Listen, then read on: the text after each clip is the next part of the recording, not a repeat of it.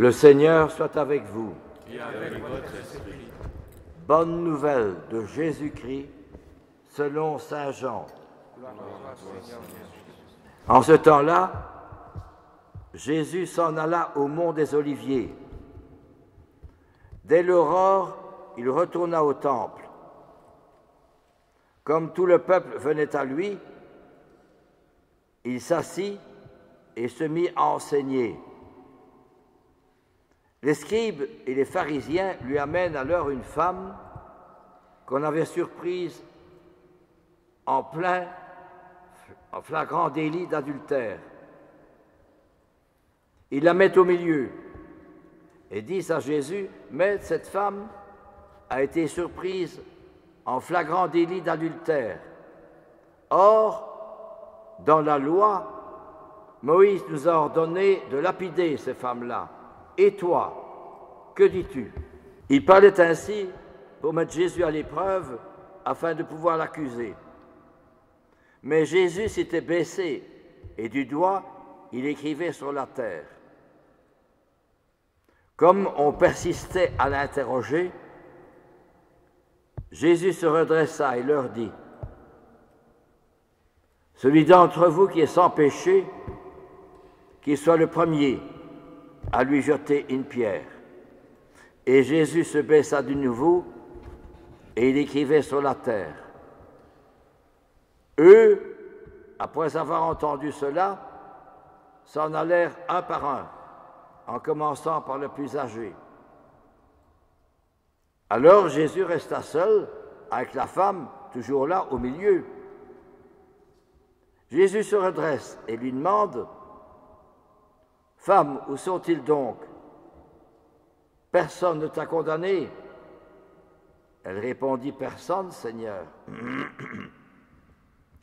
Et Jésus lui dit, « Moi non plus, je ne te condamne pas. Va et désormais ne pêche plus. » Acclamons la parole de Dieu.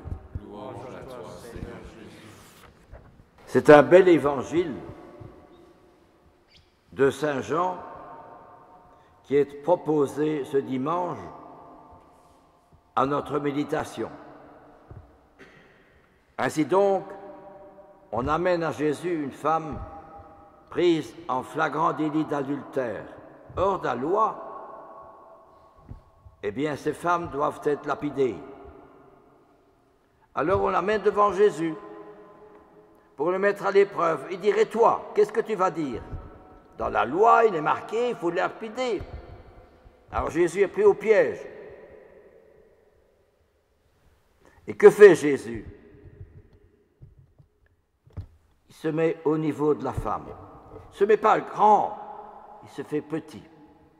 Il se met au niveau de la femme. C'est ça qui est formidable. Et alors, les autres persistaient.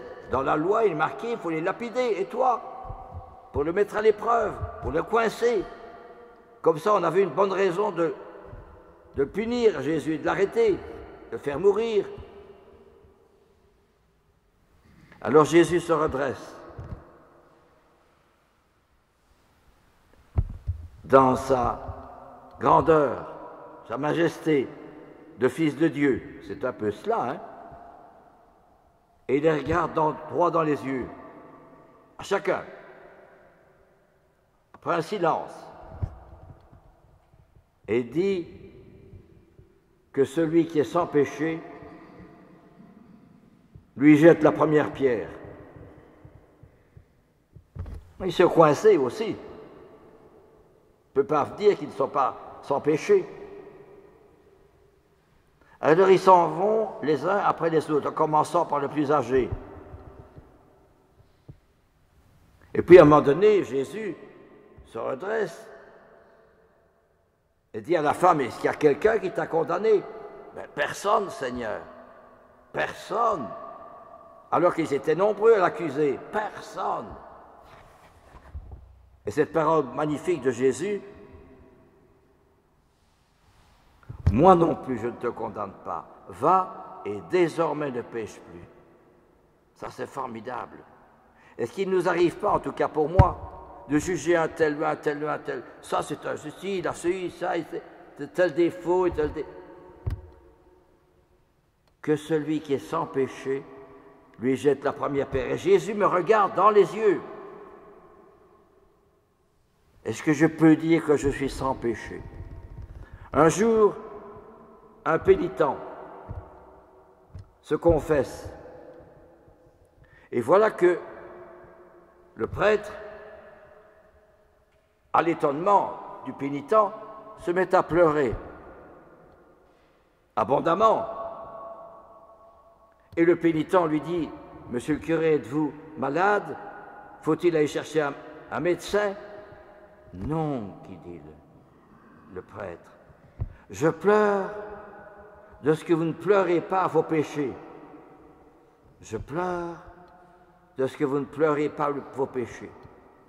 Pourquoi? Parce que si on prie, je dis si on prie, la condition, si je prie, je rencontre le cœur de Jésus. Et je me rends compte de tout ce que Jésus a souffert, méprisé, insulté, rejeté, méprisé, etc. Oui. Tout ça pour moi. Et moi, eh bien justement, plus je m'approche de Jésus, plus je m'approche de sa souffrance, plus je lis la passion de Jésus, plus je pleure. C'est pour moi qu'il a souffert tout cela. Alors je tombe à genoux, c'est pas possible. Seigneur, pardon pour mes péchés, non pas un tel, pour mes péchés. Ça, c'est formidable. Ce pénitent, ce confesseur, c'était le curé d'Ars. Et toujours dans la vie du curé d'Ars, un jour, on apprend de bouche à oreille que monsieur le curé de la paroisse s'en va. Il nous quitte. Ben, tout le monde se demande, bon, enfin, monsieur le curé, on vous aime bien, pourquoi est-ce que vous nous quittez? Ben, il était parti déjà loin. Il n'y avait pas de voiture à l'époque, pas de bus. Il partait à pied. Alors, on y va. Les plus jeunes sont hardis, se réhabillent. C'était la nuit. Puis finalement, on arrive auprès de monsieur le curé. Monsieur le curé, pourquoi vous nous quittez? On vous aime bien. Et y a-t-il quelqu'un qui vous a fait de la peine ou du tort? Le curé ne voulait rien dire.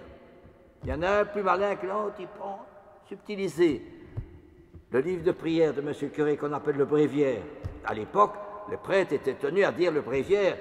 Ça durait 1h15, tous les jours, sous peine de péché grave. Hein? Maintenant, basta. Excusez-moi, mais c'est comme ça. Et alors, monsieur le curé est ennuyé, il ne savait plus que dire, il fallait son bréviaire. Alors le curé dit, je vous aime tous, je n'ai aucune critique à dire à personne, mais il faut que je m'enferme dans un monastère pour prier pour mes pauvres péchés. J'aurais pu dire un tel, non, mes péchés. Qui disait cela? Le curé d'Ars.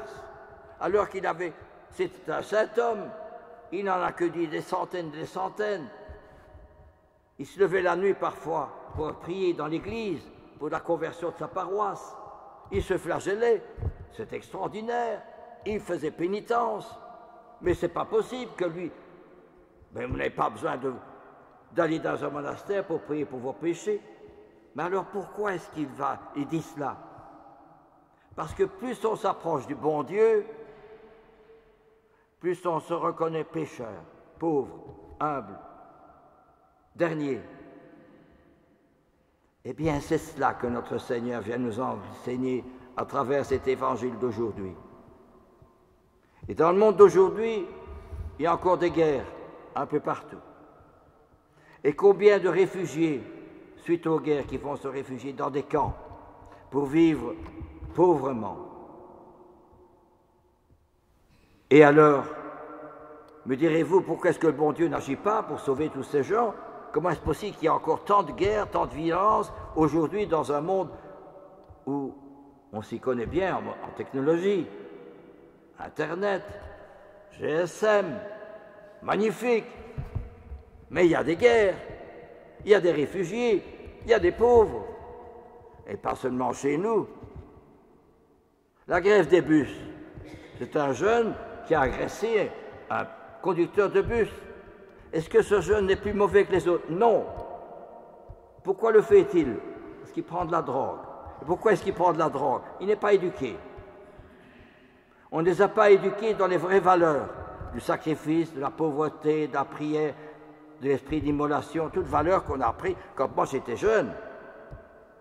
Aujourd'hui, basta. On donne des cours de sexologie et des cours du genre. Mais ce n'est pas ça qui va les aider. Hein. C'est fort quand même. Hein. Alors il ne faut pas s'étonner que des jeunes soient violents. Allez place à Lambert, vous le verrez vous-même. Mais vous direz, basta, hein. Qu'est-ce que vous voulez que je fasse avec tout ça? Eh bien, le monde est divisé en deux.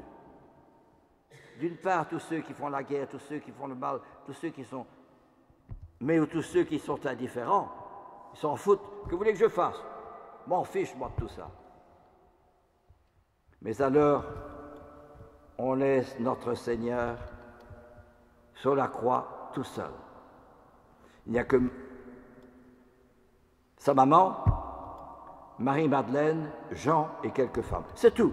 Où sont-ils tous ceux qu'il a soignés, qu'il a guéris, des aveugles, des boiteux, des handicapés? Où sont-ils? Personne. Et moi, où est-ce que je suis? Moi qui vous parle, où est-ce que je suis? Comment est-ce que je vis mes journées, avec ou sans lui? J'en ai rien à foutre, hein, excusez-moi.